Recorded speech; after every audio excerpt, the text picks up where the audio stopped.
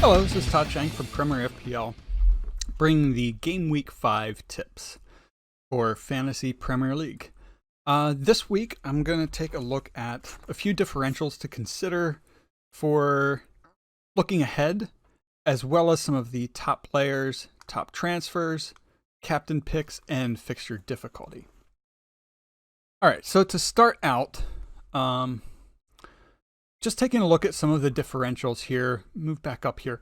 So these are some of the top differentials that are kind of on my radar, so sort of my wish list, watch list moving forward.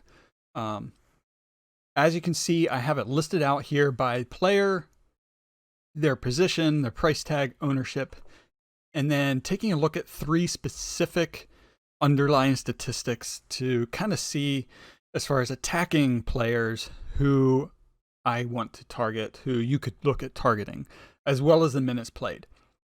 I do have this ordered by their goal attempts, and so looking here, Nicolas Pepe is definitely the highest priced one here. And let me also say, differentials for me are 5% or less. So somebody that's under 5%, and these are players that, looking at who might be the next ones to kind of push ahead in the points bracket. Now I have Pepe in here, definitely the highest priced one, and that is probably the biggest turnoff for me as far as bringing him in. But Arsenal do have favorable fixtures coming up. It could be a good time to bring him in if you think he's really going to push on and get points. Tielemans, I think, is a good alternative to someone like Perez for the players that thought that Perez was going to be really doing well this season. Could also be an alternative to someone like Mason Mount or Daniel James, who have recently been a lot of players are bringing them in. So someone to consider, like I said, looking ahead to someone to consider for the time when someone like Mount or James is no longer doing well, or you're kind of priced out of that. Ross Barkley is kind of in the same situation. Now the issue with him is his minutes. Same thing with Deulofeu. The two of them don't have a whole lot of minutes, and that's been kind of the issue with them. But Barkley could be an interesting one if he starts to get more playing time. Although it does currently look like Mount kind of has the edge up on him. Deulofeu is a very interesting one in my opinion. He has a lot of penalty area touches, but not a whole lot of goal attempts. And his minutes played is still, on the lower end for a forward that I would want in my team. But like I said, this is a watch list kind of thing. If he starts to really pick it up, start to get more goal attempts, start to get better accuracy and get some goals, he's one to take a look at bringing in. Same thing with Shea Adams. I know a lot of people had said that he would do better than he has so far, but he's been rather disappointing. Lanzini is I like him a lot. Consider bringing him in early in the season. I think he's going to do very well with Allaire up front. I think he's going to get points, especially as an assisting playmaker, more than anything. But the fact that he does have 13 penalty area touches is a good sign as far as even being able to get some goals, and has played almost every minute so far as well. I have Fabian Schär here from Newcastle, mostly because he's done very well. The issue is his price point. 2% ownership is really good as far as being a differential, but the price point is difficult just because of 5.0. It's there are so many other defenders out there around that similar price point, even at 4.5, that are probably a better value, but one to consider taking a look at moving forward. Now I also put size on here. At 4.4 is a very great price point. 0.4% ownership is, excellent as far as ownership percentages go. I know he's currently at 75% chance of playing, and the biggest issue with him is he has yet to complete 60 minutes. But considering that, he's only played in 2 matches so far. I think it's 59 minutes and 9 minutes in a match. Even with that playing time, those aren't half bad numbers for a defender who isn't playing all that often. If he starts to get more playing time, I think he's one to really consider taking a look at. Now, especially considering that Wolves are playing in Europa League, he could be the guy that plays for them, gets the Premier League minutes for them. So, someone to consider.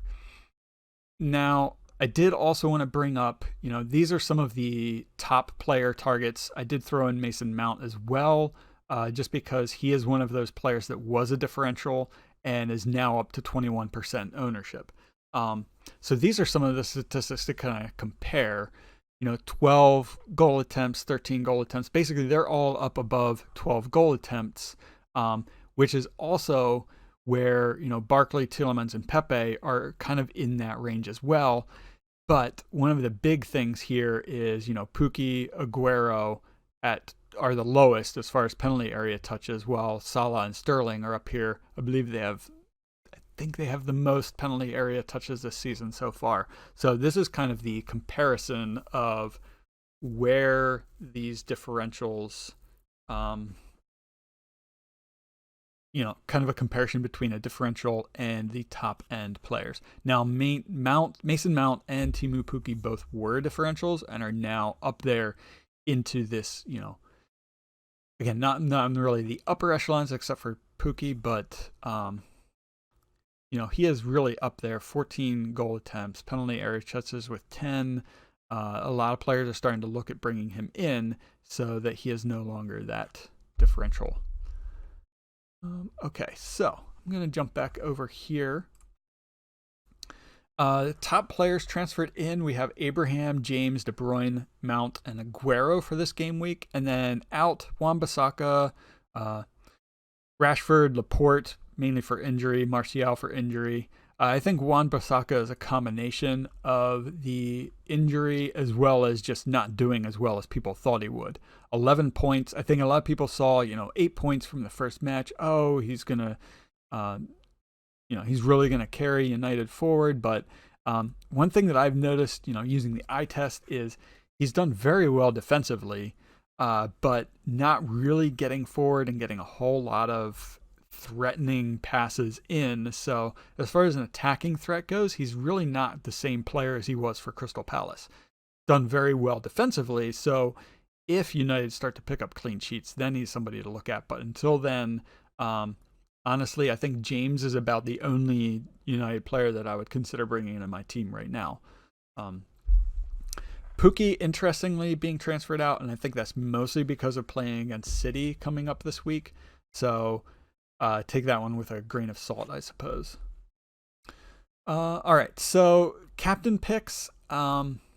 I did find this site, footballfallout.com, where they have this fantasy football planner. I think I'll throw in Arsenal there too. I think the 3 big teams to consider are Liverpool against Newcastle, Man City against Norwich, and then Arsenal against Watford. I know Tottenham are playing Crystal Palace, so you could take a look at Kane if you think that he's going to turn things around after the international break. I don't trust Spurs. They look very shaky. They don't look like a team. They look like a bunch of players playing together right now. But I think the top captain picks for this week are Sterling. Well, basically, Sterling or Salah, which is pretty much every week. Aguero up there, but I think De Bruyne is probably one of the, if you really want to go, I think he could be a good differential pick as far as a captain. Maybe not too much of a differential, but, if you're looking at probably Sterling, Salah, Aguero is the top. He is right there behind them as the next best one. I'm still going back and forth of whether I want to do De Bruyne or Sterling for my captain pick for this week. I'm a little bit worried about the number of minutes that they've played, especially since Salah has basically had a rest during this international break. And But then again, the question mark with that is Newcastle, and that they have done much better in terms of defensive ability this season. So yeah, it's really a toss up. I think it's going to come down to who you like better. Go with your gut, go with your instinct, see who you think might be the better captain pick for this week. And like I said, this is a site that I found to take a look at fixture difficulty. So Burnley coming up here top.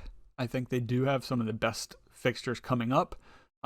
Taking a look at guys like Barnes, good Munson in midfield could be interesting picks.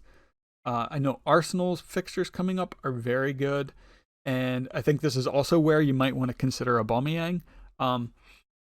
And that's always a tough one. Aubameyang at 11 is a really tough one to try to bring in, especially considering the price points for like Firmino, 1 point more than him, but at 9.5.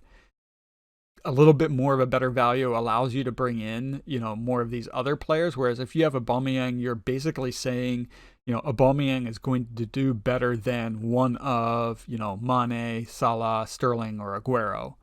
I don't know that that's really worth it. So, but at the same time, in a way, he could be something of a differential depending on who other people, in your mini leagues have. He could be a better option if, everybody else in your mini league has, Sterling and Salah. Maybe you want to go Aubameyang and pick out one of those two to go with instead. Just something to consider, especially for the upcoming weeks with Arsenal having this favorable set of fixtures. I believe even if you look out a little farther out, they basically have favorable fixtures all the way up through, the middle of December here until they play City. So until then, even this Manchester United match, that's actually not looking too bad considering the way United have played this season. So two last quick things to look at here. Some of the injuries. I know that, Norwich was really hit hard by injuries over the international period, so could be a great time to jump on that City bandwagon. The other one is Ashley Barnes. I think he's listed at 75% chance of playing, so something to consider there. The other thing here is I use the fplstatistics.co.uk for taking a look at price rises and drops. Peters is probably the closest right now to another price rise.